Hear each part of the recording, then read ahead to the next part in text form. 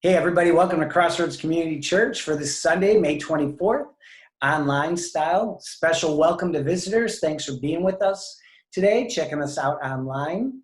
My name is Joe. I'm the lead pastor at Crossroads, and I'm glad you're with us on this Memorial Day weekend. You know, Memorial Day is a time that we remember the many men and women who have served in our armed forces, who have lost their lives in battle and in combat. And we are thankful for them, and we remember that sacrifice, and we remember their service. And there's another reminder on this Memorial Day as we go through this current difficult time, this current crisis, and that's we remember that we as a community, we as a country, and as a world have been through difficult times before. And as we go through difficult times as people of faith, we lean into our God. And so in this moment, we're leaning into God. When I say we're leaning into God, I mean the whole church, the leadership team, which is staff and the elected elders of the church, but also everybody else in the church. And we're hearing from you. A number of you responded to this week's survey, and that was incredibly helpful. And that helps us form our ideas going forward, which leads us to, so where are we going? In today's service, in the message part, I'm really going to spend some time on where we're going right now and what we see unfolding as we go forward, knowing, of course, that is subject to change and is subject as we get more feedback from all of you. So I'd invite you to stay to listen through the message and hear just some of what we're thinking right now. But let's begin with our call to worship. And today, during the call to worship, I'm not going to do what I usually do. What do I usually do? I say, hey, say the words along with me in the silence of your hearts or out loud in your homes. But it is a stressful time. We are in crisis. And it's good to lean into our God. And it's good to lean into Jesus Christ and Jesus Christ's wisdom and Jesus Christ's way as we go through difficult times. So hear these words of Jesus. Come to me, all you who are weary and burdened, and I will give you rest. Take my yoke upon you and learn from me, for I am gentle and humble in heart, and you will find rest for your souls. For my yoke is easy and my burden is light. I would invite you now to lift your voices along with the worship team. I'm no longer a slave to fear. Oh, I am a child of God. I'm no longer a slave to fear. Oh, I am a child of God. You unravel me with a melody. You surround me with a song of deliverance from my enemies, till all my fears are gone. I'm no longer a slave to fear. Oh, I am a child of God. I'm no longer a slave to fear. Oh, I am a child of God. From my mother's womb, you have chosen me.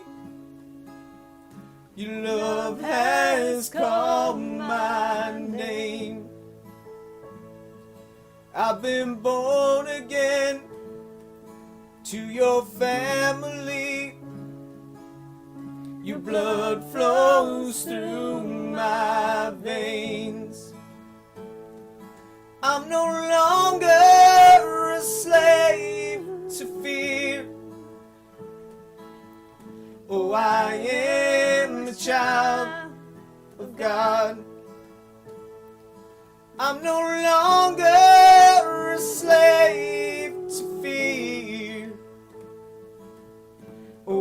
am a child of God. I am surrounded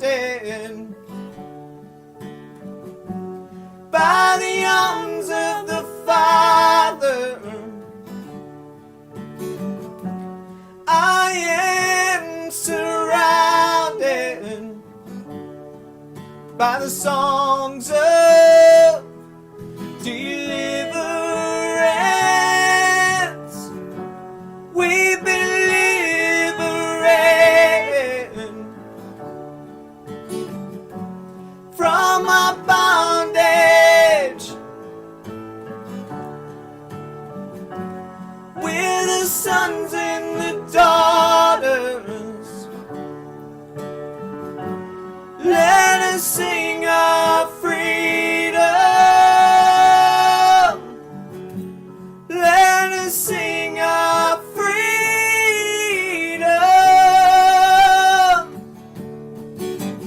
You split the sea so I could walk right through it.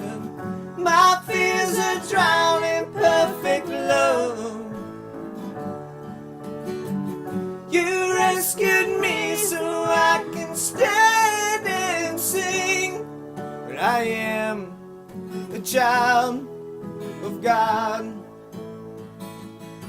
Yes, I am a child of God. Yes, I am a child of God. Hey, everybody, just a few announcements to keep us together as a church. So on Tuesday at 7 p.m., there'll be a Zoom meeting, and this is for people who are interested in hosting a house church. I'm going to speak about this more in the message. As I said, today's message will be more like where we're moving as a church. But the idea here basically is that people would host small groups in their home to watch the worship service together. So you're worshiping, you're in a small group, so there's some community going on, but you're in people's homes. And so a number of you indicated that you would be willing to do that in the survey that went out this week. So if you're interested in doing that, I'll send out a link through email and Facebook for the Tuesday meeting on Zoom, and I would invite you to fill that out. We'll have another survey coming out this week because, again, it's all of us. It's the pastoral staff and the elders and all of you together working, right, to figure out the pathway forward for us as a church family. So another survey is coming out, and we'll invite you to fill that out this week. And thank you to everyone. So many of you filled out the first one that went out, and it's incredibly helpful to hear your responses and to read your comments. On Wednesday night, we'll have our Bible study. We are going to be looking at Matthew chapter 7, verse 1, which is that famous do not judge verse. And what we're doing in the Bible study right now is we're taking some of the commonly misunderstood verses of the Bible and the ones that we can kind of even throw back and forth. We're taking those verses and then we're diving into them and we're trying to put them into context and trying to make sure that we fully understand them. So I'd invite you, we always have a lot of fun, invite you to join us on Wednesday at 7 o'clock. And then coming soon will be an online prayer and communion service. That'll be how we take communion as a church family right now. So look for information on that. We'll give you plenty of notice for when that's coming. And then if you have questions, or comments, or you're new and you're just checking us out for the first week and you want more information on the church, you can use either one of those emails that you see, info@ecrossroads.net and joe@ecrossroads.net. Well, as we take our offering, of course, we take our offering now through electronically online, and many of you are using either the website or the app to do that. I just want to again say thank you for doing that. Many of you are dropping your offerings into the mail, and we're receiving those at church, and they coming steadily, and we just thank you for your faithfulness. So I'm back to this verse. I know if you've been listening every week, I've been on this verse for a while. I thank my God every time I remember you. But let me give you my new example this week for I thank my God every time I remember you. I'll speak more about this idea of house church during the message. But just watch how this works. So I'm talking to Dave. He's another one of the pastors at Crossroads. Dave Chattel and I, we're having a discussion about this idea of house churches. And it's like one of the first discussions, okay, and then the discussion builds and we invite all you in like we did through the survey. But it's just me and Dave at this point. And I'm starting with 6. I say, Dave, imagine if we could have 6 people who would be willing to host a small group in their house to watch service together. And we're going back and forth and we're talking about it. By the end of that call, we were up to 8. What if we had 8 people? We sent out a survey as of Friday afternoon, when I'm recording this, as of Friday afternoon, 19 people have said, I'd be willing to host a house church. I'd be willing to host a house church.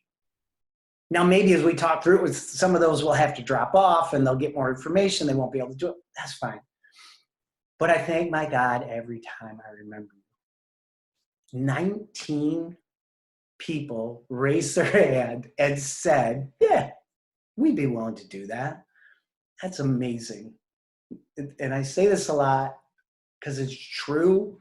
And don't forget, I talk to a lot of pastors from a lot of other churches, and they don't always have such great stories about how great their congregations are. But I just thank God for all of you. And I thank God for your hearts. And I thank God for your willingness to engage in our church community. So thank you. And right now, let's lift our voices one more time with the worship team.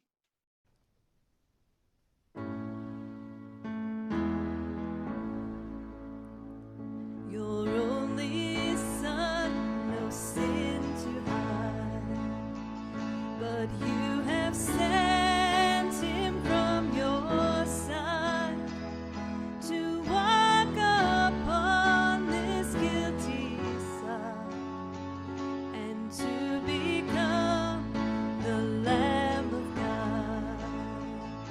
Your gift of love they crucified. They laughed and scorned him as he died. The humble king they named up front and sacrificed the Lamb of God. Oh, Lamb of God, sweet Lamb of God, I love the holy Lamb of God. Oh, wash me in his precious blood, my Jesus Christ, the Lamb of God. I was so lost, I should have died, but you have brought me to your side to be led by your staff and rod, and to be called a Lamb of God. Oh, Lamb of God, sweet Lamb of God, I love the holy Lamb of God. Oh, wash me in his precious blood, my Jesus Christ, the Lamb of God, my Jesus Christ, the Lamb of God.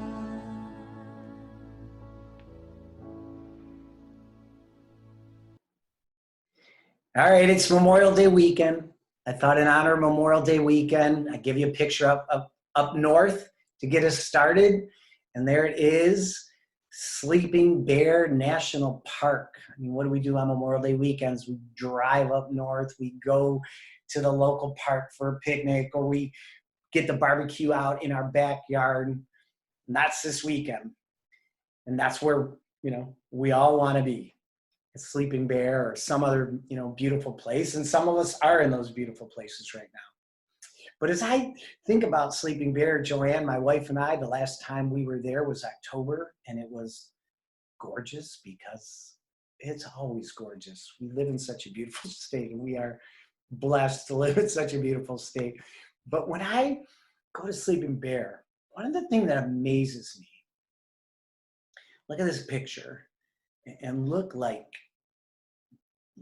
right there, in the forefront of the picture, there's all that dune grass. And dune grass amazes me. Because, why is dune grass even there?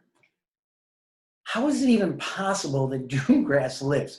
You look at Sleeping Bear, and if you've never had an opportunity to look at Sleeping Bear, it's amazing. But it's basically the hugest, biggest pile of sand you've ever seen in your life.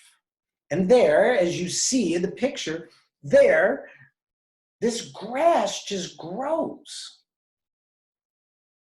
And so my mind's just like, why doesn't that grass just blow away? How does it hold there? How does it even?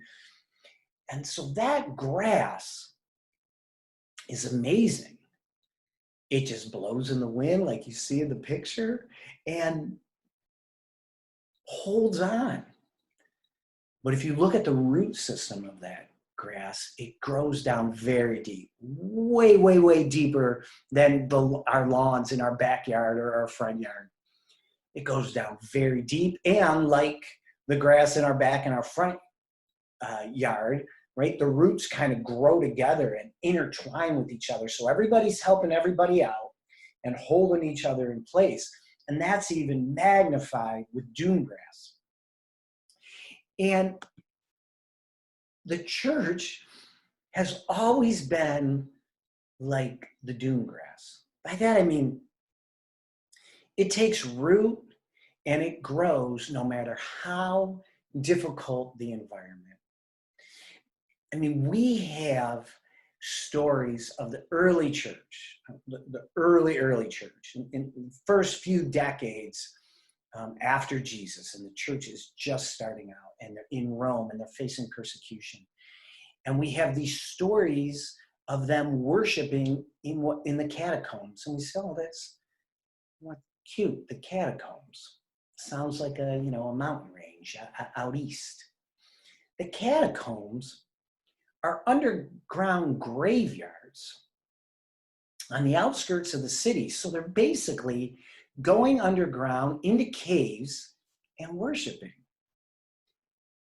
So the church worships in difficult situations. The grass grows even in the biggest pile of sand you've ever seen in your life. Because it's created by God, and life bursts forth. The church is created by God, and life bursts forth. So the call now is the call in every generation. It looks different. How are we gonna let the Word of God take root in us now? And how are we gonna grow now, no matter how difficult the environment? And as we try to understand this, let's start in Scripture, and let's start with those early martyrs. Let's start with a guy by the name of Stephen. And Stephen is the first martyr of the church. He's the first person killed after the church starts at Pentecost. He's the first one who lays down their life for their belief, because he's a Christian. So Stephen starts out, you feel for Stephen because he gets introduced to us by Acts chapter 6, and he doesn't make it too long. He's going to be martyred really quickly. But when we're introduced to him at the beginning of the chapter, his job in the church is to care for the widows. And widows in the ancient world are really, I would say, dispossessed group. There's no welfare, there's no social security system like we have today. There's no social safety net. Your social safety net is your family. And specifically your husband, and then your kids. If you've had some, male children, they're supposed to take care of you, right, financially. So widows are in a very difficult situation in the ancient world. And Stephen and the early church, very early on, as we can see, hey, we got to take care of these people. So that's Stephen's job. But Stephen and the early church comes to the attention of the authorities, and they don't like what they're hearing. And basically, long story short, he confesses his belief in Jesus, and he connects it all throughout Israel's history. I mean, it's a little bit like what we do in Bible study, right? We're always connecting it to the bigger picture. What's this little verse, do not judge, mean when it's connected to the whole picture of Scripture? So Stephen does that. And at the end, they want to kill him, and he's stoned to death. And then as he's stoned to death, now remember, he's a follower of Jesus Christ. So as Jesus lives, we live. Right? We focus on, okay, how did Jesus walk among us? Again, for Wednesday's Bible study, what does that mean when Jesus tells us do not judge? How do we apply that now today? So in his situation, he's being literally stoned to death. And then Acts chapter 7, then he fell on his knees and cried out, Lord, do not hold this sin against him. When he said this, he fell asleep.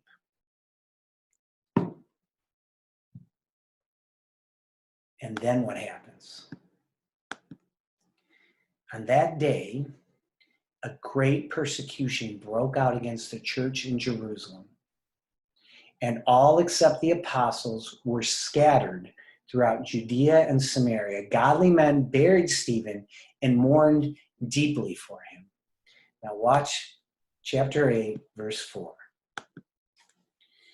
Those who had been scattered preached the word wherever they went. Those who had been scattered preached the word wherever they went. We're the church scattered right now. Those who were scattered preached the word wherever they went. Before we dive into that, I want to get this full idea of preach. When I say the full idea of preach, this quote is sometimes attributed to Francis of Assisi, but like a lot of quotes, are we 100% sure who in church history said it? I don't know. But let's give it to Francis of Assisi. He said, preach the gospel wherever you go. Use words only when necessary. We have to remember, just like Stephen, the example of Stephen, when he was taking care of the widows, he was preaching the gospel. Every time Active Faith Community Services in downtown South Lyon opens their doors, they're preaching the gospel. Capernaum Health Clinic, we support Active Faith. We support Capernaum Health Clinic. Capernaum Health Clinic, free healthcare for people in the community and connects people to healthcare in the community. Every time we hold a clinic, we're preaching the good news. Our friends at Renewed Hope Counseling Center that meets right at our church building, or in our church property, not our building, but right on our church property, led by our associate pastor, Dave, who does a fantastic job as a wonderful Christian counselor. They're preaching the good news by bringing hope and healing to people who need it. So to preach the good news wherever we go, when we're scattered, is not just the words, it's also the deeds. And so we want to look at a new normal, and what are we moving toward? But before we talk about a new normal. I want us to remember the old normal, because as things change, there's some things that never change. Like, we continue to love God. We continue to worship. Oh, it's difficult for us to love God right now. Oh, above ground, it's not safe for us to do that. Okay, we'll go underground into the catacombs. Oh, what are those? Graveyards. We'll go underground into the graveyards and we'll do our worship there. That's the church, because what never changes is that we love God. And I talk about Rome, but we do know that in other parts of the world where Christianity is facing persecution to this day, today, right? People are still doing that. They're finding ways to meet. They're finding ways to worship together. They're finding ways to be strengthened together. So we continue to love God, as Christians have always done and always found a way. And we continue to love each other, and we continue to love people. That's why we have at our church something called Commit to Grace. And so if you're visiting with us, you don't know what that is, it's basically an agreement that we have with each other that, hey, we're not always going to agree. It's okay that we don't always agree. But in that moment when we're not agreeing, what does it look like to be Christian? What does it look like to be the body of Christ? And it doesn't mean that we all come to an agreement, but it means that we all listen to each other. We all honor each other. We all pause and pause our thoughts, right, so that we can listen to the other person. And those things are laid out in that Commit to Grace. So if you are visiting and you'd like a copy, drop me a line at info@ecrossroads.net or joe@ecrossroads.net, and I'll send you a copy. But one of the things in our Commit to Grace is we always want to conduct ourselves as the scriptures, Jesus, Paul, Peter, all of them encourage us with a great deal of humility. Right? We want to honor, and in humility, what do? We honor each other. So if you've been with us for the last few weeks, as we've gone through this crisis, there's different windows into this crisis in terms of how it's impacting people's lives. And over the last few weeks, we looked at 3 groups. I mean, for Mother's Day, of course, we looked at moms, but we specifically looked at moms with young ones at home, because that's an especially difficult thing to walk through right now. So we wanted to hear their perspective. We heard from frontline healthcare professionals from our congregation who have been on those floors and walked into those rooms and been with COVID patients and cared for them and loved them in that place. And what's their view of the situation? And then last week, we heard from small business owners who have their lens into the crisis is completely different, and how they're being affected is also completely different. And to hear those voices, we're honoring each other.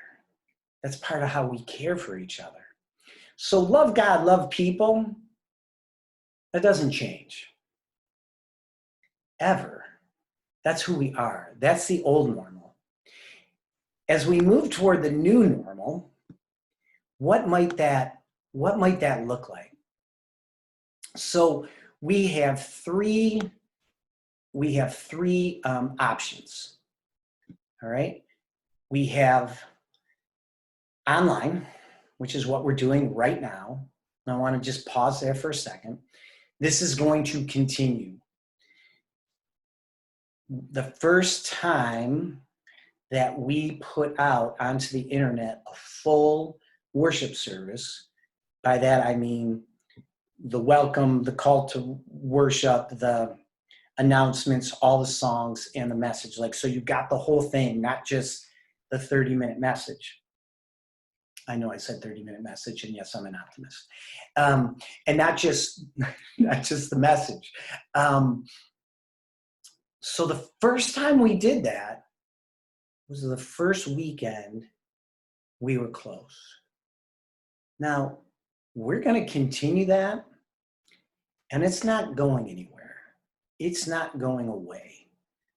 So whenever we want to put an end, say an end mark of this crisis is, we will continue to do that. I just point that out to say, right there, right? God's brought us to a better place we're in this crisis, and God is going to use it for our good. He doesn't bring the crisis, right? But he uses it for our good. And the second thing, so online worship is going to continue in its form. I know there are people in our church family who, because of their health situation, or because of the health situation of their loved ones who they're caring for, they're not going to be comfortable coming back to church for a very long time.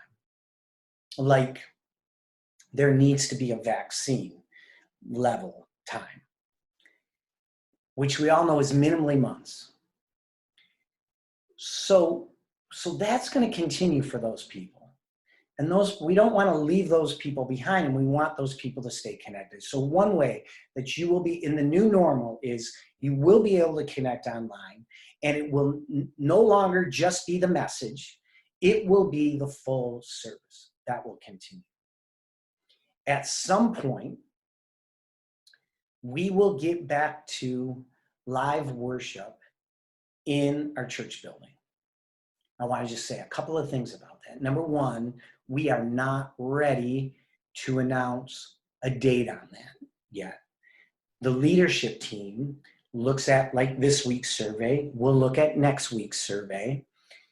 The leadership team is a big group of people, and it's 6 elders plus the staff of the church, which, as you know, we've got a lot of staff around the place, right? I mean, most people are part-time, but we bring them all together and we talk through it. So we're not ready to announce a date, but we are ready to say a couple of things, which is, it's not going to look like it did the first week of March. And so the churches that have opened, and what does it look like, the churches that have opened? Well, it looks like they're going at like 25% building occupancy. So obviously it's going to be a smaller group of people who are there. We still have to follow the social distancing guidelines, the hand sanitizing guidelines, and all the other guidelines that are coming down from the Centers for Disease Control and other public health officials. And we do that, we follow those guidelines because, I mean, remember from our last series, right? We were taking a look at Jeremiah, and it's that beautiful verse, right? Like, hey, you're getting, as I said when we went over that, you're getting taken out of your home. You're going to a new community. You know what you do when you go to a new community? You pray for the peace of the city. You promote the peace of the city. You work on behalf of the peace of the city. And that's what we do as a church. I mean, that was the call to Jeremiah. That was the call of Paul to his friends in Rome. Hey, you listen to those people. You listen to the public health officials from all levels of government, right? County, state, national. You listen to them. You do your best to follow the guidelines that they've given us. So live worship is going to continue. We're not sure when that's going to happen. Obviously, we'll give you plenty of heads up. And obviously, we're going to want some more feedback from you. So look for the survey. It'll be out. Please fill that out and give us your feedback. It's going to be very helpful. And then the next thing that we're looking at in this new normal is this idea of house church. And it's something that we've actually, you know, you've heard me talk about it a little bit. It's kind of floated around, you know, for a while. And it's kind of like the whole service being online, right? Like we did it as soon as we needed to do it. So the idea behind house church is this. Okay. We start back with 25% occupancy. Now, there's a chunk of people It's okay that we start back at 25% occupancy because there's a chunk of people who aren't going to be able to come back. And we're not going to forget about them. We're going to encourage them to keep doing what they're doing, what you're doing right now, and staying online and watching the service. But as we open the doors for the first weekend, that's probably not going to be a problem.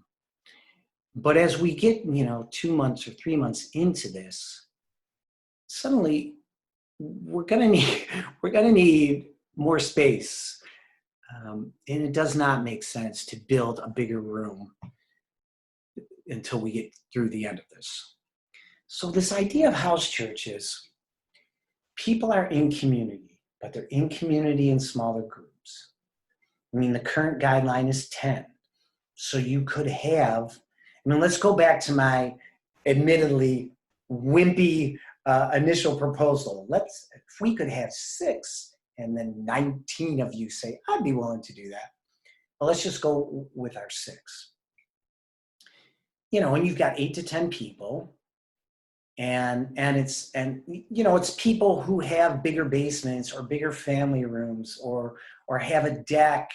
I mean, some of you guys got decks set up so you can watch sports out there. Perfect place for a house church because you're outside, right? It's going to work great through the summer for sure. So suddenly that takes the pressure off. How are we going to handle people in the room when we can't have very many people in the room? So what we're envisioning house church looking like at this point, and again, we're at the front end here. So we're thinking through this, and we're inviting you to think through this with us. So continue to fill out the next survey, and there's probably one after that. But what it would look like is these churches scattered throughout the community, and people are going there, and you get a little small group going. So you're really that community that you miss sitting around, we all in the coffee area of the church. You recreate it. And you recreate it in people's homes, and you're still hearing the message, and you're still worshiping together, and you're still connected. Now, just think through this a little bit more, okay? What if we get to the end of this crisis and we've got live worship going back on Sundays? We have the online, we've continued to, that continual improvement on what we're able to do online and what we're able to give to people online, especially people who have, been shut in for a while. And we have, okay, I won't go all the way to 19, but I won't go all the way to my wimpy 6. I'll hit it in the middle. And we have 12 more churches spread throughout the Southline community. And those are churches that are part of Crossroads, that are connected to Crossroads, but and I know, you have friends, and I have friends who, when you say, hey, you want to come to church with me, they ain't coming. But if you say, I'm having church actually at my house, so you don't have to go to the building. You don't have to walk through those doors. You just come over to my house and see how we do church at the house. That would be a horrible thing if we had a dozen more churches in the community that all have that ability now to invite people in. Right? All those who are scattered preached the word wherever they went. It would be amazing if the result of this crisis for the church, for our church in particular, but the church in general, but I'm speaking of Crossroads now. It was stronger because it was deeper into the community. It wasn't just come to us, we're coming to you. We're out in the community. And there's 12 little Crossroads outposts. Now we're like that dune sand. And we're all integrated together, right? Part of what holds that together, that sand together, is that it's linked. It's interlocked. One blade is not, and the roots underneath the surface is all interlocked. And it goes deep. You got to go deep. It's a big pile of sand. You got to go really deep to get some water, right? And to get some nutrition. So you go way down. If we're connected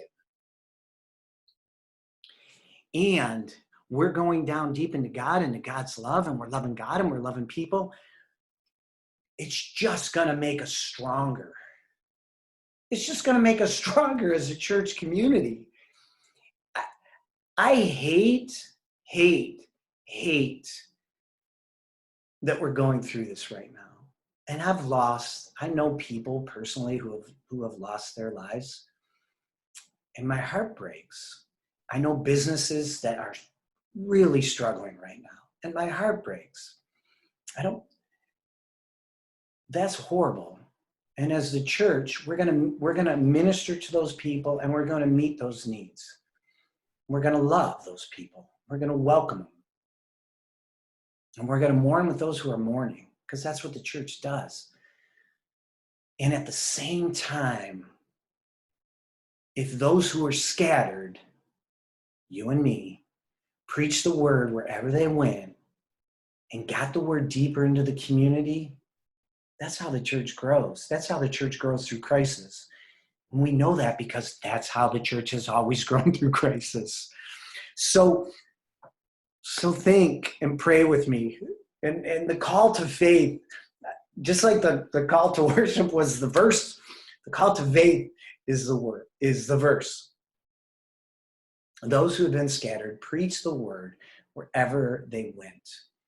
I'm going to invite you to continue to partner with the leadership of the church, which is way beyond me, right? There's more than a dozen people in that leadership meeting who are connected to many of you, right? And then we throw out those surveys just to get even more feedback. And we want to continue to get more feedback.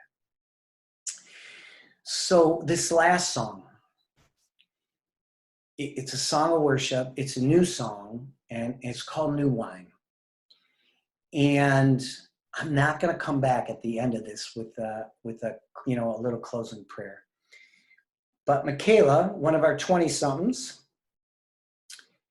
and is going to finish off the service today because she's going to sing the last lyrics of that song for us.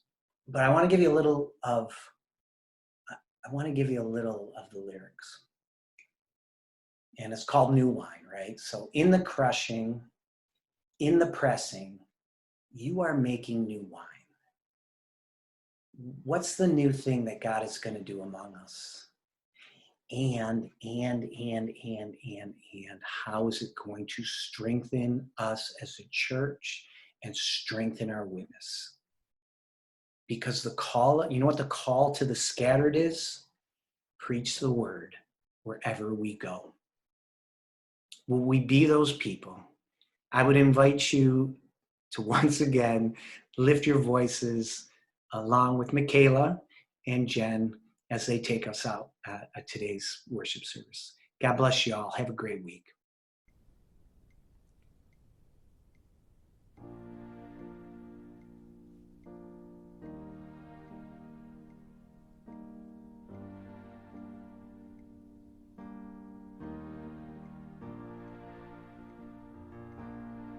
In the crushing, in the pressing, you are making new wine. In the soil I now surrender, you are breaking new ground. So I yield to you and to your careful hand. When I trust you, I don't need to understand.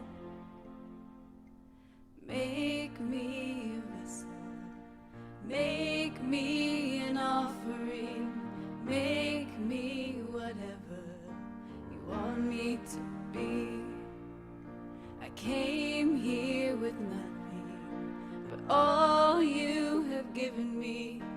Jesus, bring new wine out of me.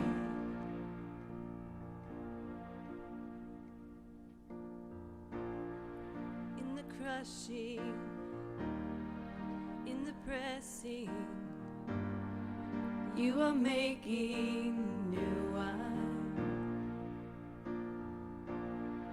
In the soil I now surrender, you are breaking new ground. You are breaking new ground. So make me your vessel, make me an offering, make me whatever you want me to be. I came here with nothing, but all you have given me. Jesus, bring new wine out of me. Jesus, bring new wine out of me.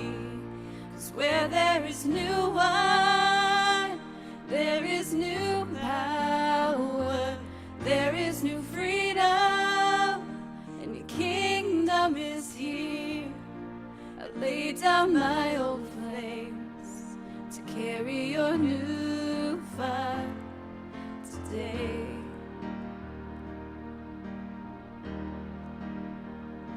'Cause where there is new wine, there is new power, there is new freedom, and the kingdom is here.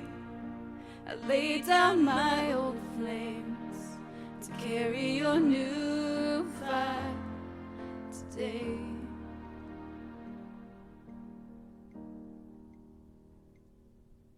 So make me your vessel, make me an offering, make me whatever you want me to be.